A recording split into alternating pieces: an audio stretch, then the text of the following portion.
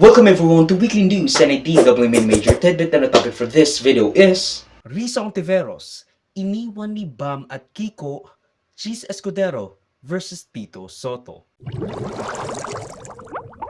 Actually, naawa nga ako, ma'am, kay Senator Risa Ontiveros. She campaigned hard for her candidates, but unfortunately, I was told by my friends from the other side that they're going to support Senator Escudero. Ayan ang mga ugong-ugong sa papalapit na 20th Congress na mag-uumpisa formally sa July 28 dahil mukhang sasapi sina Kiko Bam sa majority backing the incumbent Senate President Cheese Escudero laban kay Tito Soto.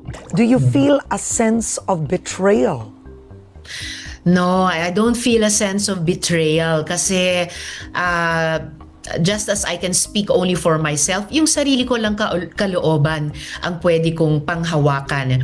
I respect whatever decision my colleagues, even my closest colleagues. Nagkaroon kasi ng ugong-ugong primarily echoed by Senator Mig Zubiri, Jinggoy Estrada, or JV, I'm not really sure, na Kiko and Bam will be backing the incumbent Senate President Cheese Escudero sa mayorya, leaving Senator Risa alone in the opposition.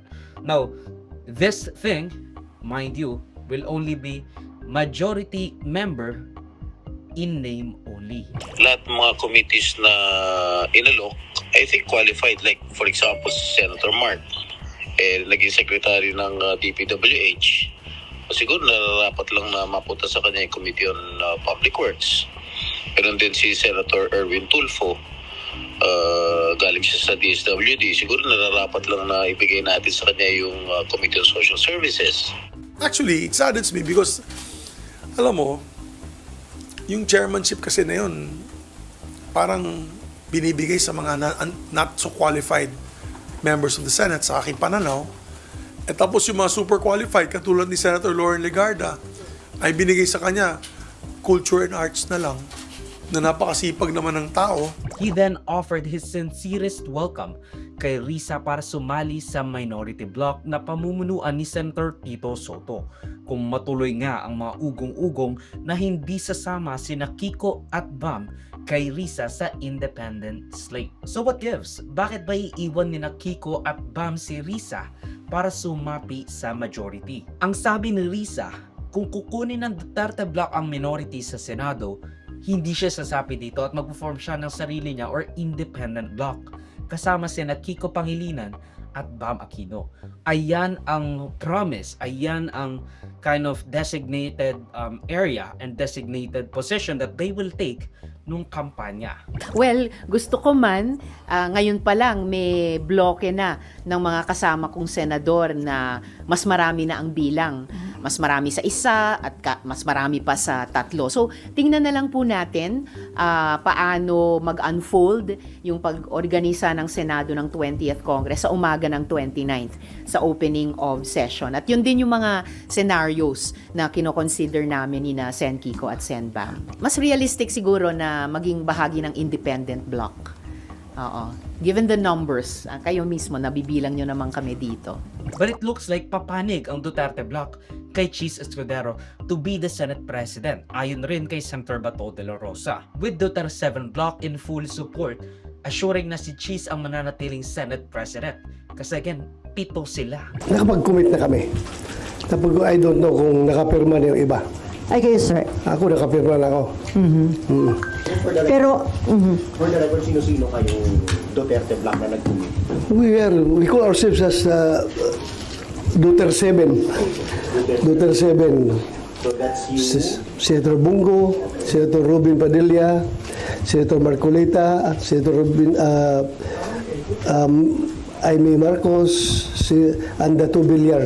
pero, For the record, sino-sino kayong Duterte Black na nag-commit? We call ourselves as Duterte 7. Duterte 7. So that's you? Nag-usap na sila personally, pero in principle, kami, Duterte Black, napag-usapan namin, we are inclined to support Senator, Senate President Cheese Escudero. why, sir? Well, wala naman kami nakitang hindi dapat siya suportahan. So, We support him. Walang kapalit like yung mga committee chairmanship, sir. Wala naman kasi as is malago. Wala man akong hiningi, wala man rin pinarami sa akin. Basta nagustuhan ko lang yung pamamalakad niya sa amin, sa Senado. Yung leadership niya is, nakita ko is very open to everything. Hindi siya close-minded, hindi siya porque ganito siya, panindigan niya ganito siya, o porque ganun, kuwan siya, yung nakikinig siya. May Mark Villar nga pala tayo, parang hindi ko naman naririnig. Si Mark, tahimik lang. Dahil dito, Veterans Bloc or Soto's Bloc will be formed kung saan magtatayo sila ng kanilang minority bloc dahil nga sasamang Duterte 7 sa mayorya. Kasama ng mga veteranong senador with Tito Soto, King Lacson, Loren Legarda at Mig Zubiri with Lito Lapid still a guesswork kung sasama ba sa Soto Bloc o sasapi sa majority. So let's go back. Hindi pa sure kung talagang lilisanin ni Kiko at Bam Aquino si Risa para umanib sa mayorya. But why are they even entertaining or why are the people even entertaining the idea na si Risa at Akbayan Party List ang nag-push sa kanila sa pagkasenador pero hindi sasamahan si Risa sa Senado? Hindi ka na-hurt na kinampanya mo sila tapos naiwan ka?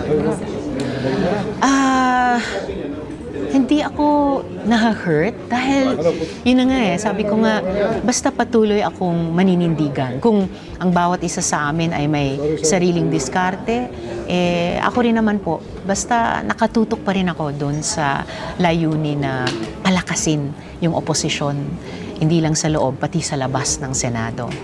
As we all know, nangampa si Kiko Pangilinan and Bam Aquino para sa agrikultura at edukasyon, respectively. Yan ang kanilang plataforma. Ganito ang nasa isip ng tao. Pumpanik sila sa mayorya, but only in name only. Kumaga, pwede silang sumama sa mayorya, pero they can still support Risa Ontiveros on the side.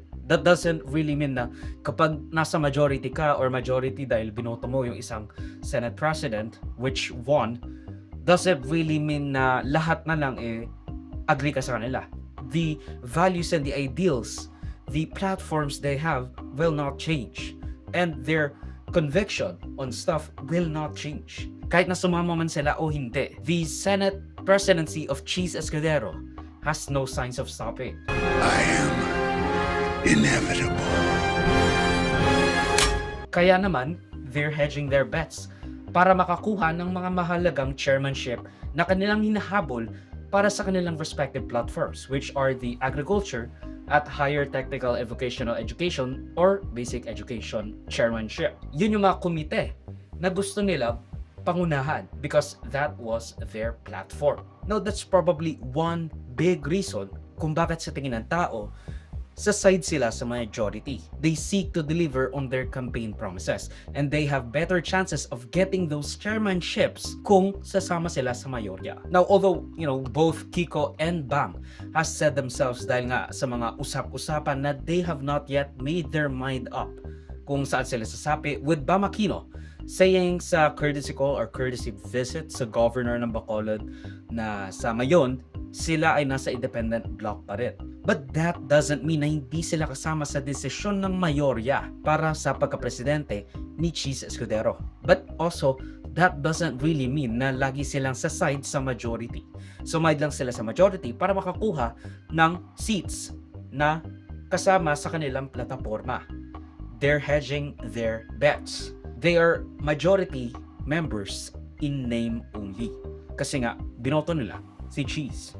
But that doesn't really mean na lahat ng gustong gawin ng majority, gagawin nila. You can vote for the majority leader or for the president or Senate president without leaving the opposition and independence base sa iyong values at again, yung inyong mga tinakbong plataforma. Ang problema kasi sa Pilipinas, halos walang halaga ang partisan membership ng isang miyembro ng Senado. 8 ang partido sa Senado. Pati ang pagiging independent senator, wala na ring halaga kasi si Rodante Marcoleta, he is tagged as independent when he is clearly with the Dutertes and PDP laban. Kaya nga siya in-endorse ni Duterte at ng PDP laban. Walang clear na linya ang mga senador and even the House of Representatives. Ang party membership ay walang bearing most of the time. Kasi ang nakalagay sa kanilang mga constitution at bylaws, for the good of Filipino people, very vague and very overarching without, clear ideological differences like liberalism or conservatism or fiscal conservatism, freaking environmentalism, everything. Mahina ang party list at party representation at alliances. Kasi nga again, palipat-lipat tayo ng partido. Ayan ang ginagawa ng sangkatauhan at ng ating mga leader. Ang video clip na ito ay galing sa aking series ng News sa Rica. Check the entire videos for the complete weekly news recap and subscribe to the channel to be kept up to date sa mga local at global news na ang make sure will be interesting to you. Particularly you, whatever your name is. Hindi ko alam, sorry. Salamat sa panonood mga kaparami. Like, subscribe, follow me like sa socials and avoid Joseph that will be linked down below. So susunod, of course. Paalam.